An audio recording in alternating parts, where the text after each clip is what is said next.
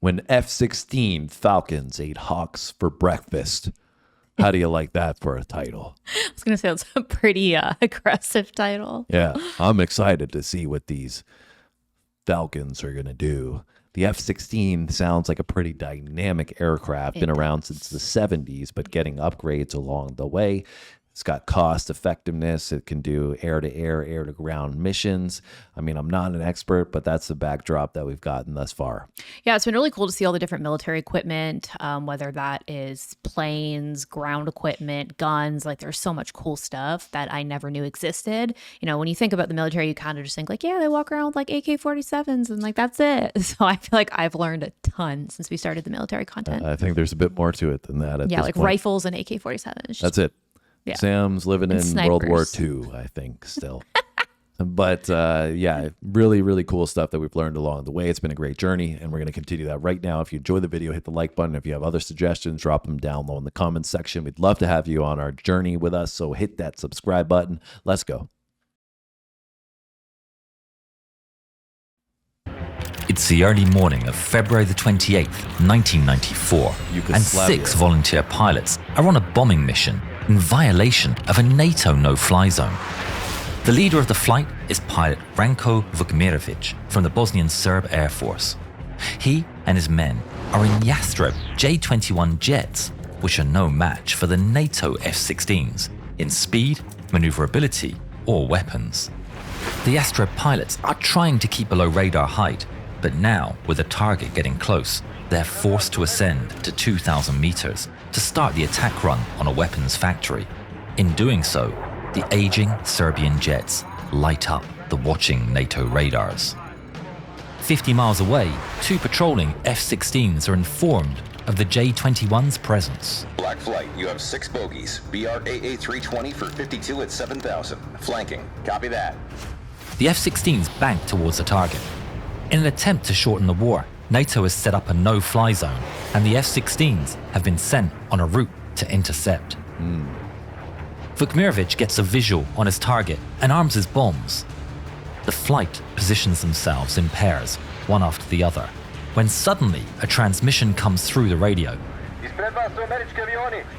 A pit grows in Vukmirovic's stomach. Uh-oh. He can clearly see the trails of the 2 American Air Force jets dead ahead of them. Yikes. He takes a deep breath. In previous missions, the American jets have only watched and warned the enemy, but not engaged. Vukmirovic knows if the F-16s had wanted to shoot him, they could have done so from miles away. But his eyes go wide as he sees the 2 F-16s approach at breakneck speed and roar through and past the Bosnian Serb flight. Jesus! Did you see those old Yugos? Despite the show of force, the Serbian pilots are not distracted and keep their eyes on their objective. The Yastrebs are old tech and still use optical sights. And as the target drifts into the crosshairs, the aging planes release and drop their rudimentary but effective 550-pound bombs on target, striking them from different directions. They dropped bombs. Understood. You're clear to engage. Let's go. Roger, moving to engage. This is going to be shooting fish in a barrel. Y'all are cooked. At the very rear of the formation, pilot Zlatan Sirnalic watches the last of the bombs strike. Was this a suicide The mission? 6 J-21s turn back towards their airbase, but their speed is no match for the F-16s, The American who Ferraris. sweep in behind them, lining up their sights on the very rear of the formation. The pilot switches to air-to-air mode and selects an AIM-120 missile on his right display computer. On his head-up display, a box designates the target. The F-16 pilot gets a lock and presses the weapon's release button. Box 3. The missile flies off from the wingtip. The AIM-120 AMRAAM radar-guided missile fires and locks onto the running J-21's radar signature, rapidly approaching its target. Sirnalic is scanning the skies for the Americans when he sees an enormous flash. He wonders if he's been hit, but then he sees the explosion on his wingman's left wing, immediately shredding half of it off.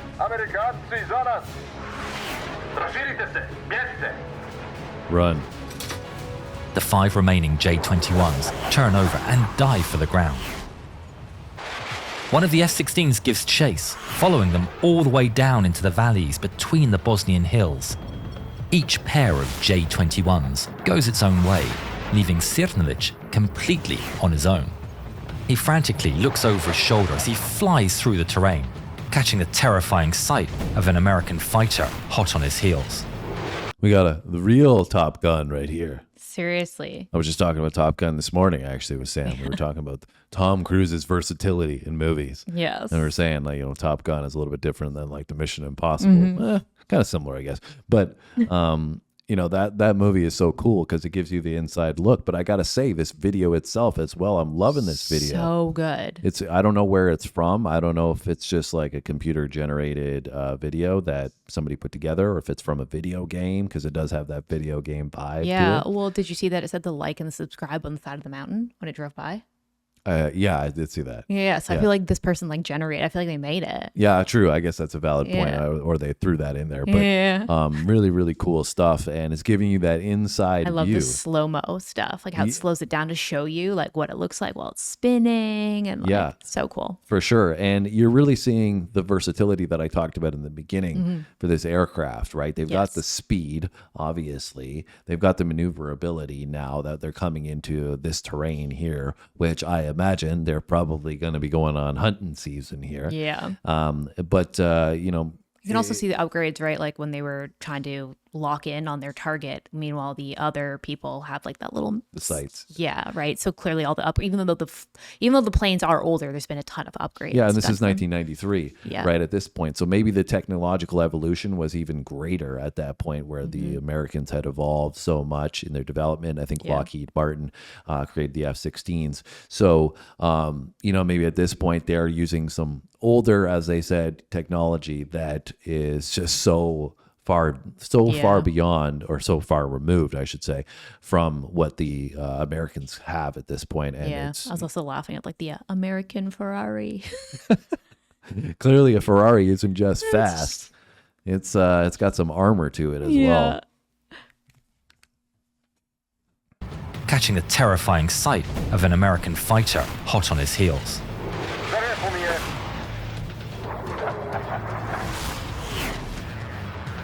Fox 2. The F-16 fires an AIM-9 Sidewinder Sidewinder. heat-seeking missile.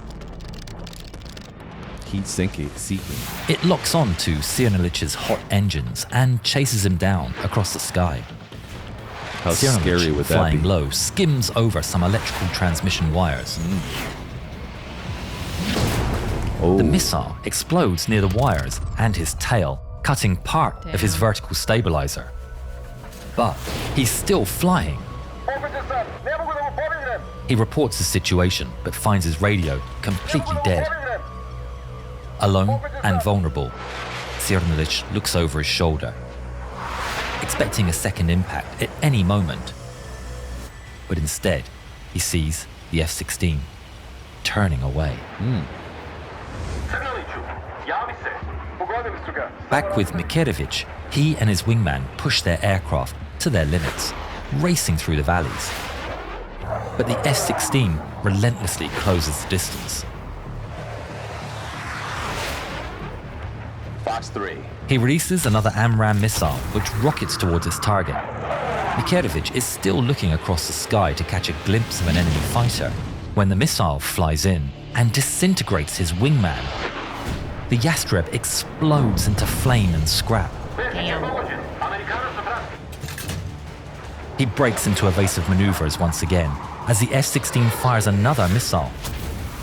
It slams straight into his engines. The explosion shreds the fuselage and flames pour out of the holes. He wrestles the dying aircraft, pulling hard on the stick and willing it to ascend as it burns all around him. doesn't look good. As flames engulf the cockpit, Mikerevic pulls the canopy emergency handle and See ya. ejects. The F-16 roars past as Mikerevic parachutes safely down. The F-16s continue towards the next pair of targets. They swap positions with the covering F-16 diving into action. armed with a fresh set of missiles. But their fuel is running low, and in a few minutes, they'll be forced to turn back. Time to get efficient. Approaching bingo fuel. 2 bandits trying to escape. I may be able to get 1 shot. Roger that. South of the F-16 pair, Vukmirovic and his wingman, Goran Zaric, have been forced to hear their friends taken down one by one in rapid succession. Any hope they have is crushed by the sight of an F-16 appearing over the hills behind them. Uh-oh. The pair break formation as the American jet sweeps in. With just enough fuel left to make it back, the F-16 gets aloft. Box 2. Vukmirovic sees the missile launch off the rail and turn toward him. He turns hard, trying to outmaneuver it. But it's no use. It rapidly approaches from his right and explodes just off his wing. He's stunned, but the fragmentation does no significant damage. He Got looks lucky. back, expecting more, but instead, the F-16 pulls off the chase, out of fuel. It's your lucky day. Until more But NATO come. command has dispatched 2 more F-16s. Psych! Uh-oh. Vukmirovic looks back up. The 2 J-21s scramble for speed, diving down as far as they dare into the valleys. They skim the treetops, racing between the hills, with the F-16s all the while shadowing them and keeping up. They look over their shoulders to see the F-16s closing the gap. There's nothing they can do to come out on top. In desperation, Vukmirovic tries a last-ditch idea. Dun dun dun. The suspense. Crazy though how that must feel, right? Like, I mean, obviously in the moment you're just packed with adrenaline and you're just, going through your training protocols of what you've been trained on to try to survive. But, in that instance, when you know that an F-16 is trailing you, I feel like there has to be this thought in the back of your head that you're helpless and you're screwed. Like I'm dead. Yeah. It's over. Like, I mean, 0%, 1% hope. obviously they're showing that they're using techniques to try to, do whatever they can, by using the terrain and maybe, Like even splitting, so it like diverts them. yeah, and that guy that used the electrical field to maybe have a heat signature that pulls the missile away was pretty smart. But in terms of like technology, the other guys, the guys flying the F-16s are just almost laughing in a sense because they're like, you guys can't even come close to competing with us. All you can do is do what you've been saying is run. Yeah. Right. Because we're in this machine that is so much better than what you guys have. And it just shows like the power of, it's not the pilots. It's not like, obviously you have to have, great flying capabilities and the U.S. Air Force is that. But, it really shows the capabilities are not so much the pilots themselves. It's what the machine they're operating looks like. And it's a very interesting time that we're entering into now with the evolution of AI, right? Like these weapons are going to be largely controlled and already are to a certain degree from the power or from the capabilities of AI. And so when we have militaries in the future and now that are being dictated by that, it really shows that it's not the human evolution, it's the AI evolution that's going to be driving the tech that goes with it. Yeah, I think that's all very valid. I think at the end of the day, though, like you would hope they would have like a competent human overseeing those things. Yeah, for sure. He turns straight towards a cliff at maximum speed. Zaric keeping close formation behind him. His heart races as the 2 jets head straight towards the Earth.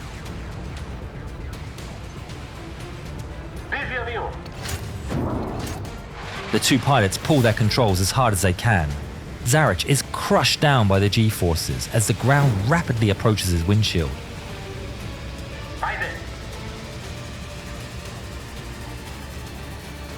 Vukmirovic's jet clips the ground and bursts into flames.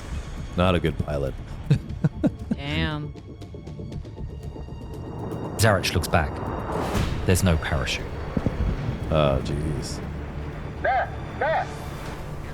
It's a goner, bud. Now you got 2 on The 1. F-16s burst through the smoke, still in pursuit.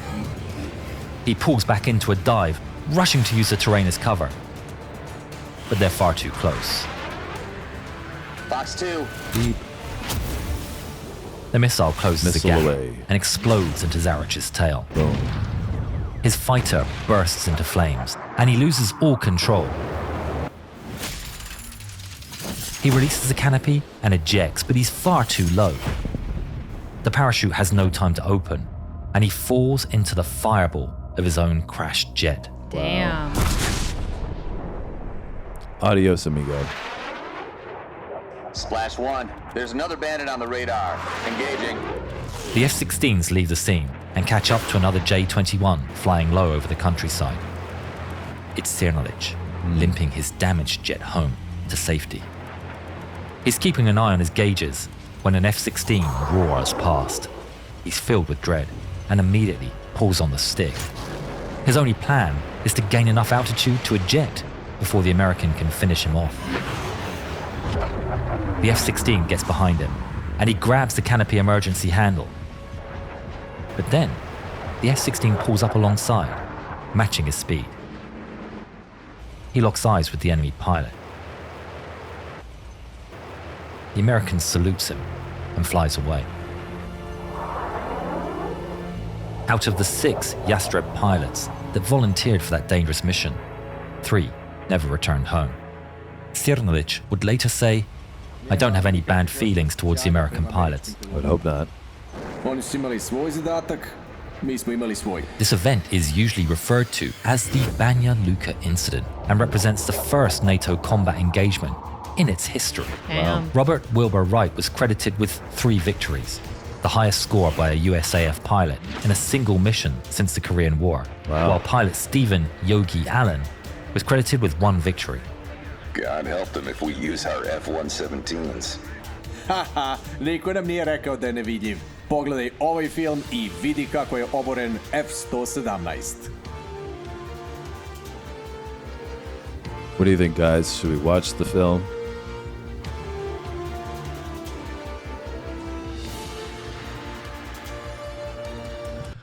Let us know if we should watch the film down below in the comment section. Sam, what are your closing thoughts? I like this one. I thought it was cool. I really enjoyed like the animation in this one. I thought they did an outstanding job. I thought they did a really good job at narrating the story as well. I felt like I was super engaged and kind of like on the edge of my seat the whole time. It was just crazy the amount of detail that went into it as well, like telling the story, like the storytelling side of it. But from the actual combat side of it, I feel like it's crazy, like the differences and the capabilities between the aircraft. Also, you know, like just thinking about like being in that position, and even imagine like being, like they said that was NATO's first like essentially engagement ever.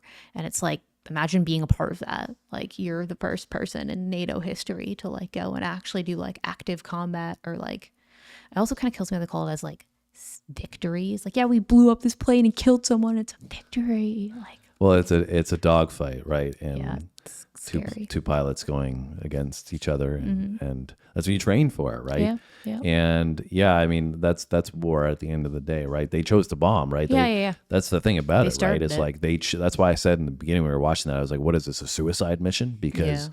you guys chose to drop the bombs. Like we flew Yeah. by. We told you that we were here. We're F-16s. We know you guys should know that we're gonna crush you, and you guys still went ahead and did it. So.